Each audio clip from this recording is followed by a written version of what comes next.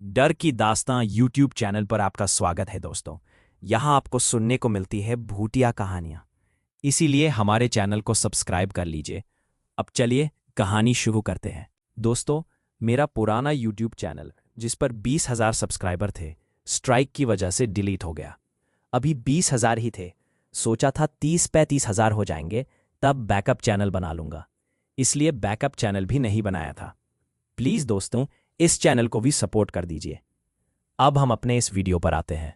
मेरा नाम अनुज है। मैं एक फोटोग्राफर हूं। मुझे नेचर की खूबसूरती को अपने कैमरा में कैद करने का बहुत शौक था। वो ट्रिप मेरे लिए एक गोल्डन अपॉर्चुनिटी थी। एक ऐसा जंगल जहां अब तक कम ही लोग पहुंचे थे। विराट पेड़, नदियां, अनोखे जानवर, सब कुछ। मेरा दोस्त रवि, जो एक वाइल्ड लाइफ एंथुजियास्ट था, उसने ही मुझे उस जगह के बारे में बताया था। सुन अनुज, रवि ने फोन पर मुझसे कहा था, ये तेरी लाइफ की बेस्ट फोटोशूट हो सकती है। पर सुन, वो जंगल कुछ अलग है। लोकल लोग उसे भूतों का बगीचा कहते हैं। मैं हंसते हुए बोला, अरे यार, तू तो हर जंगल के लिए कोई ना कोई घोस्ट स्टोरी गाड़ लेता है। नहीं बे, सच बोल रहा हूं। वहां रात को कोई नहीं जाता, और अगर जाना भी पड़े तो सीधा रास्ता ही फॉलो करना। कभी भी जंगल के अंदर एक अजीब सी आवाज या किसी चीज की खुशबू आने पर भटकना नहीं, सीधा चलते रहना। मैं उसकी बातों को सीरियसली नहीं लिया। मेरे हिसाब से ये सब लोकल सुपरस्टिशंस होते हैं। अगले ही हफ्ते मैं अपना सारा कैमरा का सामान पैक करके रवि के साथ उस रहस्यमयी जंगल के लिए निकल पड़ा। जंगल की सीमा पर पहुंचते ही एक अजीब सा ठंडक महसूस हुई। हवा में एक घर से अलग सी खुशबू थी, गीली मिट्टी और सड़ती हुई पत्तियों जैसे, लेकिन उसमें कुछ मेटालिक, कुछ खट्टा सा भी था।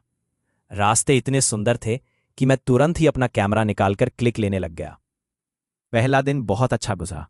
हमने कई रेयर पक्षी देखे, एक शानदार वाटरफॉल देखा। शाम होते ही हमने एक छोटे से क्लियर एरिया में अपना टेंट लगाया। रात को आग के आसपास बैठकर हम कॉफी पी रहे थे। तभी अचानक जंगल के अंदर से एक आवाज आई। श्श। ऐसा लगा जैसे कोई बहुत बड़ा सांप सांस ले रहा हो, लेकिन उसका स्केल इंसानी समझ से बाहर था। मेरी रूह कांप उठी। क्या था वो? मैंने डरे हुए पूछा। रवि का चेहरा फिरक गया। पता नहीं अनुज, कभी ऐसी आवाज नहीं सुनी। चलो अत्तर चले जाएं टेंट में। रात भर मैं ठीक से सो नहीं पाया। कहीं दूर, कभी पास, वो अजीब आवाज आती रही। ऐसा लग रहा था जैसे कोई हमारा पीछा कर रहा है। सुबह होते ही मैं उठा। रवि अभी भी सो रहा था। मेरा फोटोग्राफर वाला जुनून फिर से जग उठा। मैंने सोचा सुबह सुबह कुछ गोल्डन आवर की फोटोज ले आता हूं। मैं टेंट से बाहर आया और एक गहरे जंगल की तरफ चल दिया। जहां से वो आवाज आई थी उसकी थोड़ी ही दूर तक। कुछ देर तक चलने के बाद मेरा ध्यान एक अजीब से पेड़ पर गया। उसकी छाल पर कुछ अजीब से निशान थे। ऐसे लगा जैसे किसी ने अपने नाखून से खींचकर बनाए थे। वो निशान बिल्कुल भी नेचुरल नहीं लग रहे थे। मैं वहां से थोड़ा आगे बढ़ा तो मुझे एक और पेड़ दिखा, फिर एक और। हर पेड़ पर वही निशान थे। ऐसा लग रहा था जैसे कोई ट्रेल हो। मैं उस ट्रेल को फॉलो करने लग गया। अजीब बात यह थी कि इन निशानों वाले पेड़ों के बीच का रास्ता बिल्कुल सीधा था, जैसे किसी ने जानबूझकर जंगल को काटकर यह रास्ता बनाया हो। मेरा दिल धड़क रहा था। एक तो एक्साइटमेंट थी नई चीज ढूंढने की, और दूसरी डर की एक अजीब सी फीलिंग। अचानक मैं एक ऐसी जगह पहुंचा जहां पेड़ खत्म हो गए थे और एक छोटा सा मैदान था। उस मैदान के बीचों बीच एक बहुत ही पुराना टूटा हुआ मंदिर था। वो देखकर मेरा खून ठंडा हो गया। मंदिर बिल्कुल वीरान था। उसकी दीवारें फंगी से भरी हुई थी और उसके अंदर अंधेरा छाया हुआ था। पर उससे भी भटकाने वाली चीज वहां मौजूद थी। मंदिर के सामने जमीन पर इंसानी हड्डियों का ढेर लगा हुआ था। कुछ हड्डियां पुरानी थीं, तो कुछ ऐसी लग रही थी जैसे अभी अभी कोई जानवर उन्हें खा कर गया हो।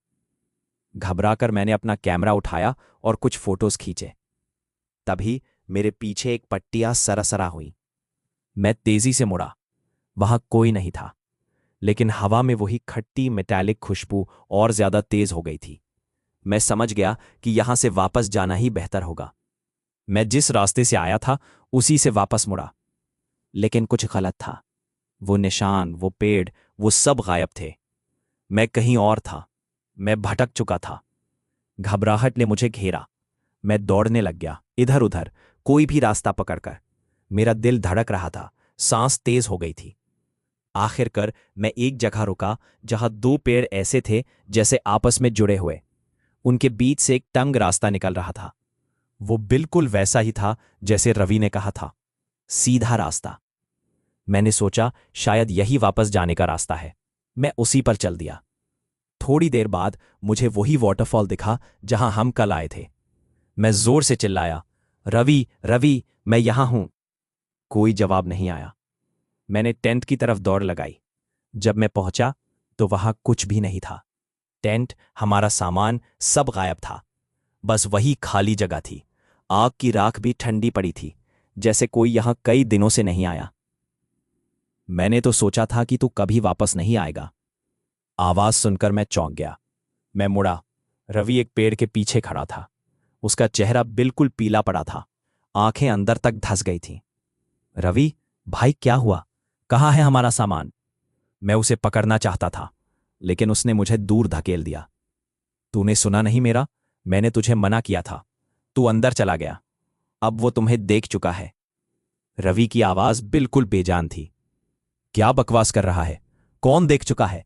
मैं चिल्लाया। जंगल, रवि ने कहा। उसकी आंखें मेरे पीछे किसी चीज पर टिक गई।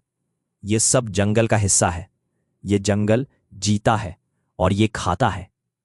उसने अपनी बाहें उठाई। उसकी शर्ट के नीचे मैंने देखा, उसकी स्किन पर वही निशान थे जो मैंने पेड़ों पर देखे थे। वो उसके शरीर पर भी थे, गहरे लाल निशान, जैसे किसी ने उसे अंदर तक खींच कर मारा हो।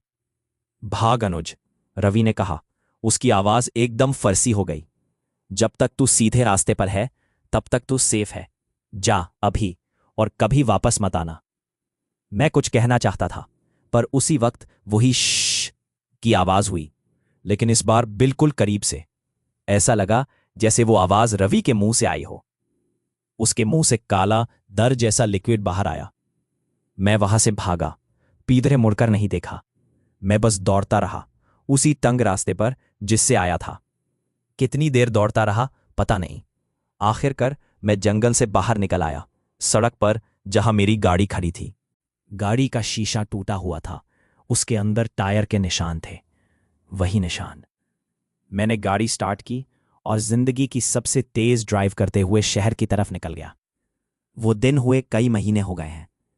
मैं नॉर्मल लाइफ जीने की कोशिश कर रहा हूं, पर आज भी कभी कभी रात को जब हवा तेज चलती है तो मुझे वही खट्टी मेटालिक खुशबू आती है। और कभी कभी जब मैं आईने में अपनी पीठ देखता हूं तो मुझे लगता है कि कुछ धीरे धीरे काला निशान, वही निशान उभर रहा है। मैं डॉक्टर के पास गया, टेस्ट कराए, सब कुछ नॉर्मल है। डॉक्टर ने कहा स्ट्रेस है, लेकिन मैं जानता हूं यह स्ट्रेस नहीं है। जंगल ने मुझे चिह्न लगा दिया है, और जंगल अपने चिह्नित लोगों को कभी छोड़ता नहीं। आज रात फिर वो आवाज आई, गली के कोने में खड़े एक सूखे हुए पेड़ से। श्श्श, वो मुझे बुला रहा है, और अंदर से कोई आवाज, एक अजीब सी खींच, मुझे उसे फॉलो करने के लिए कह रही है। सीधा रास्ता, बस सीधे रास्ते पर ही रहना है। लेकिन अब सीधा रास्ता कहाँ है? हमें उम्मीद है दोस्तों आपको ये कहानी पसंद आई होगी। अगर पसंद आई है तो वीडियो को लाइक करो, चैनल को सब्सक्राइब करो और अपने दोस्तों के साथ शेयर करना ना भूलें। मिलते हैं नई कहानी के साथ, तब तक के लिए बाय।